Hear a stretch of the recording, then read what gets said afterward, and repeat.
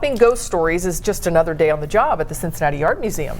The staff says it has proof that their old building, it's haunted, I know. Cammie. So we sent Tessa to Tiro to see if the tales are actually true. She's live in Mount Adams. Tessa, what'd you find out?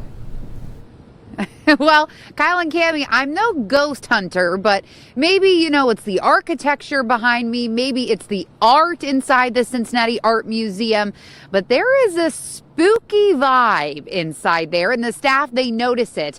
Tonight, some people decided, hey, Halloween's a good night to take a ghost tour inside there, and they might have had their minds changed.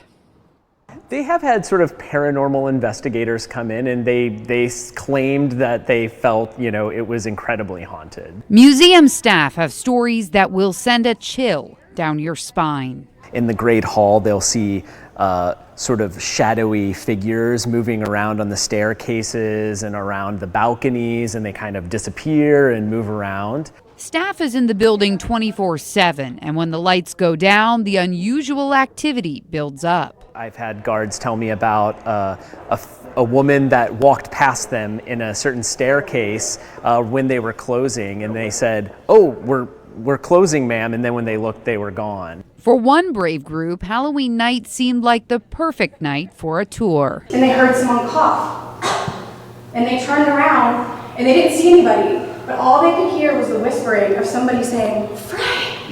This clock is heard chiming. It has no bells. This painting is heard singing in French. People have seen a sort of hooded figure, which many interpret to be a monk, in that room, rising up and floating through the space. And what they think is a ghost has risen from this mummy. But there seemed to be some supernatural interference when our videographer tried to capture it. The unexplainable happens here year-round. Some think it's really the paranormal showing off their imaginations. A spooky story can sometimes make you connect with a place more. So I hope people walk away thinking about the building as a special place to them.